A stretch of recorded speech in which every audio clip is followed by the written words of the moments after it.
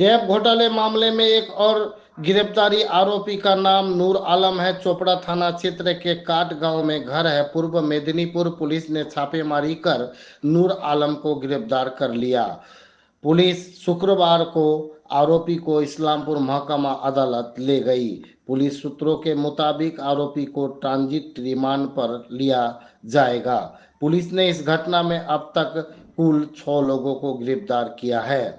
इस्लामपुर महकमा अदालत के सरकारी वकील मोहम्मद आसिम परवेज ने बताया कि पहले गिरफ्तार तीनों में से पूछताछ के बाद नूर आलम का नाम सामने आया तो पुलिस ने गिरफ्तार कर आरोपी नूर आलम को आज अदालत में पेश करने पर अदालत ने आरोपी को 2 दिन की ट्रांजिट रिमांड की अनुमति दिए हैं। Bureau report, news Bharat. ওই যে তমলুক থানার পুলিশ এসেছিলেন, উনি চোপড়া থানা থেকে একজনকে অ্যারেস্ট করেছেন, যার নাম হলো নূর আলম ওরফে নূর।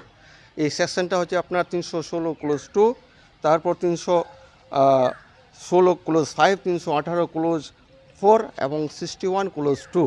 এর আগে আরও 3 জনকে অ্যারেস্ট করা হয়েছিল।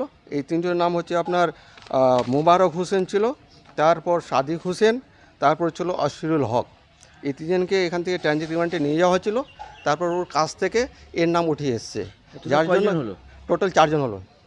এরা একসঙ্গে মিলিত সবাই এর সঙ্গে ক্রাইমের সঙ্গে এরা সবাই জড়িত আছে।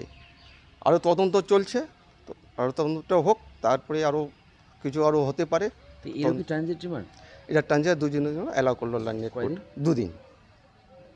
আসামির বাড়ি কোথায়? আর বাড়ি হলো চোপড়া থানার আন্ডারে। আমার নাম হলো মোহাম্মদ ওসিম পারভেজ।